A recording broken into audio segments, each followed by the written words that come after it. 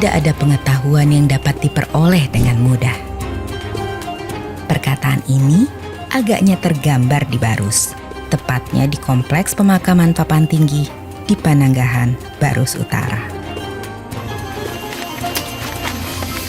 Pendakian menuju puncak melalui apa yang disebut oleh penduduk sebagai Tangga Seribu menyiratkan sebuah pemahaman akan adanya syarat dan upaya dalam mencapai pengetahuan. Sebab di ketinggian 720 meter di atas permukaan laut ini, terbentanglah pengetahuan ihwal pertautan dunia Melayu dan Persia di suatu zaman yang amat silam. Makam panjang milik sosok yang disebut Syekh Mahmud ini merupakan salah satu petunjuk utama dalam meraba adanya pertautan tersebut. Petunjuk tersebut terletak pada nisan yang selain menggunakan huruf Arab berbahasa Arab, juga menggunakan huruf Arab berbahasa Persia. Ini inskripsi nisan kepala sisi luar. Yang bagian di lingkaran ini adalah kalimat tauhid, la ilaha illallah Muhammadur Rasulullah, yang ditulis secara melingkar.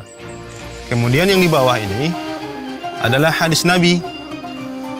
Qala Nabi sallallahu alaihi wasallam, al-mu'minuna la yamutun bal yunqaluna min darin ila darin. Jadi secara artinya mungkin begini, Nabi sallallahu alaihi wasallam bersabda, orang mukmin itu pada hakikatnya tidak mati. Mereka hanya berpindah dari satu alam ke alam lain, atau dari satu negeri ke negeri lain. Ini nisan kepala sisi bagian dalam. Yang di atas ini, qala Nabi sallallahu alaihi wasallam, al-mu'minuna hayyun fid darain, adalah bagian yang menjelaskan dari sisi belakang tadi, bahwa Nabi sallallahu alaihi wasallam bersabda, orang-orang mukmin itu hidup di dua alam, yaitu alam dunia, alam akhirat, atau di alam zahir dan juga alam batin. Sedangkan bagian bawah ini tidak ada inskripsi nisannya.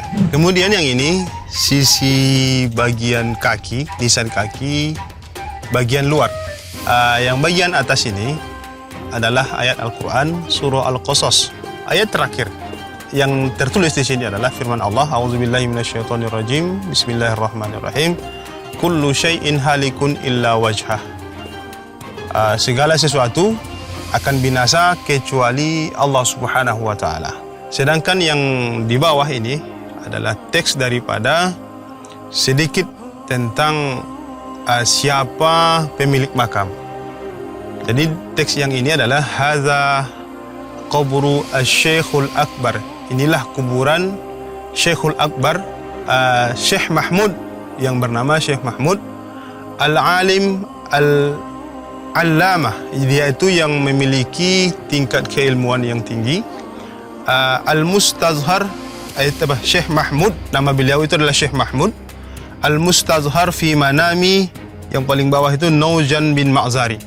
Artinya beliau adalah seorang syekh yang bernama Syekh Mahmud, yang di sini ada tadi tinggal qaddasallahu ruhahu, semoga Allah sucikan ruhnya, al-mustazhar fi manami Naujan bin Ma'zari.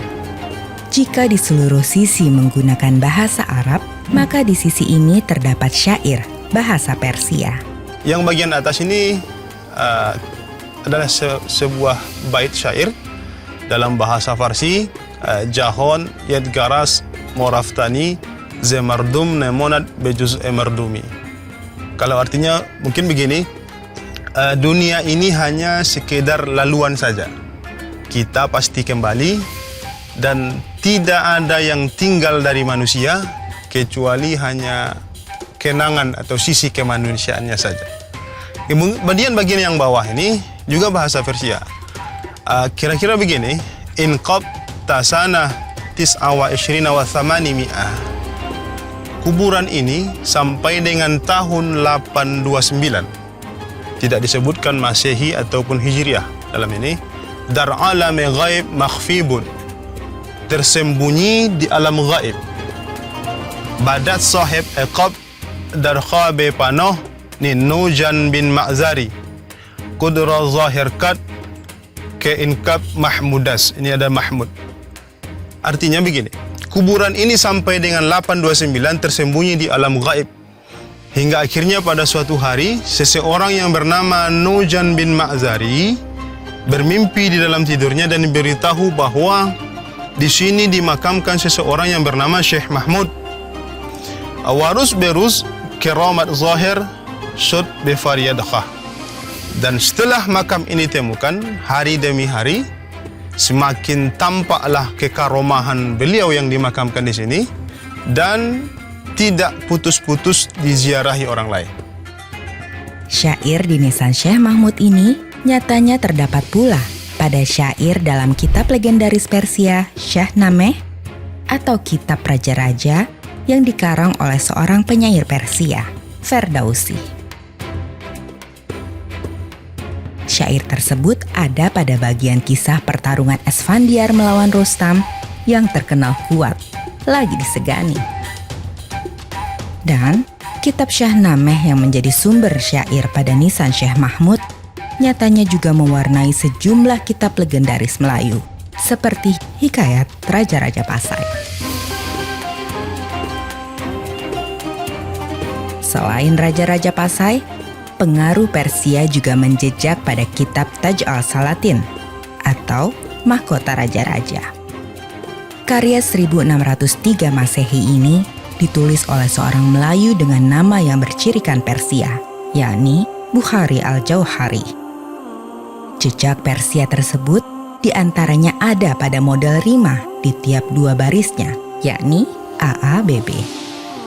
Pada karya Persia, ini disebut Masnawi atau bait bersajak. Dan bagi putra baru sendiri, yakni Hamzah Fansuri, pengaruh Persia juga tak terelakkan. Karya Hamzah seperti syair burung pingai misalnya, terinspirasi dari kitab Mantiq At-Tair atau Musyawarah Burung karya Fariduddin Al-Attar. Awal kerajaan Melayu itu adalah Samudra Pasai ya.